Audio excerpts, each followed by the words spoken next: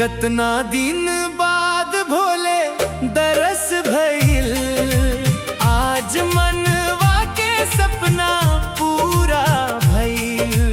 गंगा जल चढ़वनी प्रेम से बाबा, जीवनवा धन्य धन्य हो गइल।